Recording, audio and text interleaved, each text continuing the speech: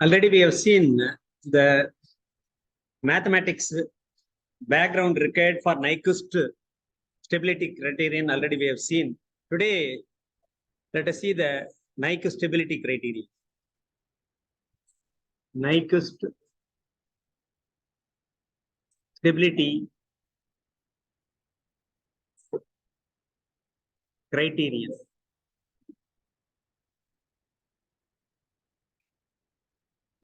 First, the mathematical background behind this is, if you consider a Nyquist contour. What is Nyquist contour? Nyquist contour is considering the entire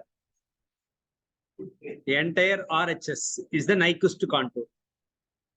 This is called Nyquist contour. This contour encircles the entire right side plane. Here, this goes up to J infinity. The radius of this semicircle is infinity. Its angle varies from plus 90 to minus 90.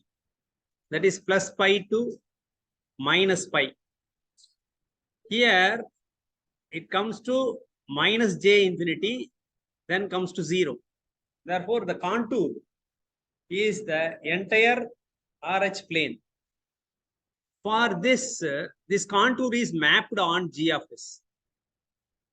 Q of S, let us say Q of S. This is mapped on the Q of S. You will get a plot. Suppose Q of S is like this. Some two poles are on the right hand side. That is minus plus 1 plus 2 is there. That is K upon S minus 1 and S minus 2 is Q of S. If you do the mapping of this Nyquist contour, the mapping is called in Q of S plane. This is in what? S plane. The Nyquist contour is in S plane. That is mapped in the Q of S plane. Q of S is K upon S minus 1 multiplied by S minus 2. If you do the mapping, it will encircle the origin of Q of S plane, real part of Q of S. This is real part of Q of S. This is imaginary part of Q of S. The mapping will be encircle the origin in the anti-clockwise direction twice. Why? Because two poles are on the right hand side. Two poles are inside that contour. That is on the right hand side. It will encircle in the anti-clockwise direction. Similarly, suppose Q of S is like this. S minus 1 multiplied by S minus 2, S plus 2, S plus 3. This is the transfer function.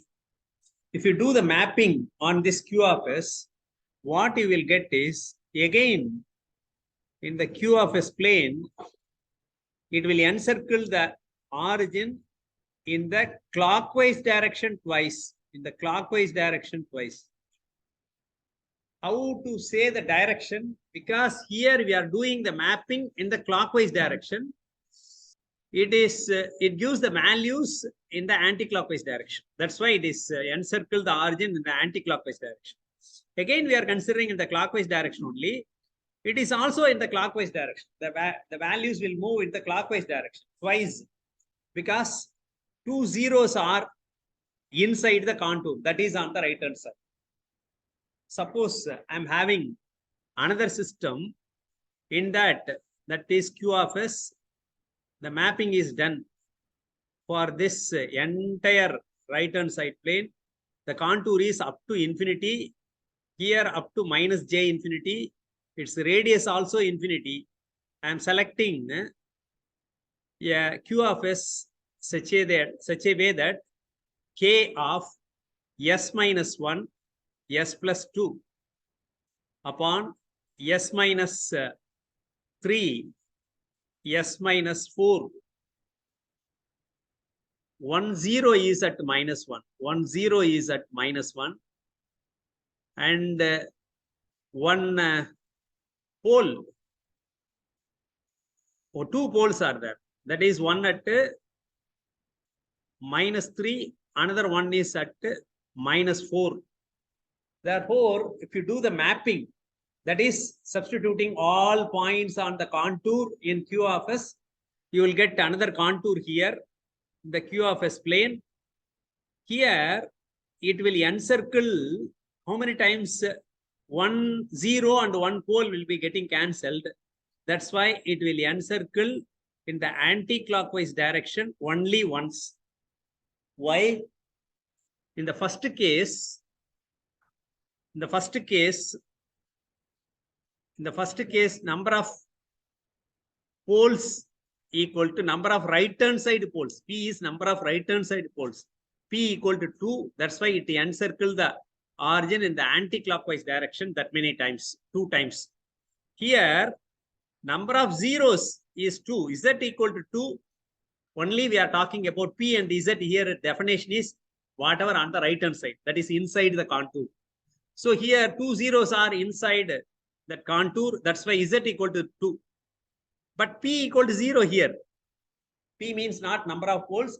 Poles on the inside the contour or on the right-hand side. P equal to 0. That's why it will encircle the origin in the clockwise direction twice. In the third case, Z equal to 1, P equal to 2. That's why the difference is P minus Z equal to 2 minus 1 equal to 1. That's why it encircle, that is P is dominating. That's why it will encircle in the anti-clockwise direction only once. So this is the mathematical basis already we have seen. Now let us consider 1 plus G of S. 1 plus G of S, H of S. For a unity feedback system, you can include H of S also. What is this? This is a characteristic equation. Characteristic equation. This is the characteristic equation. Suppose I am having system K upon S plus 1 is the system. What is the characteristic equation? 1 plus and H of S equal to 1. H of S equal to 1. This is the G of S. This is H of S. Therefore, 1 plus G of S, H of S. This is characteristic equation is 1 upon S plus 1 multiplied by 1. That is equal to, we have to consider K. I put 1, K.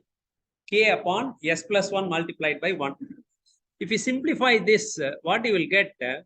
S plus 1. In the numerator, you will get S plus 1 plus K.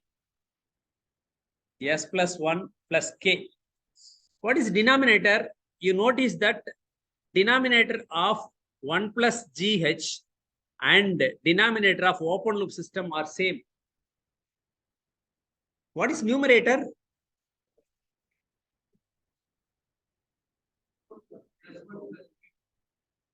Where?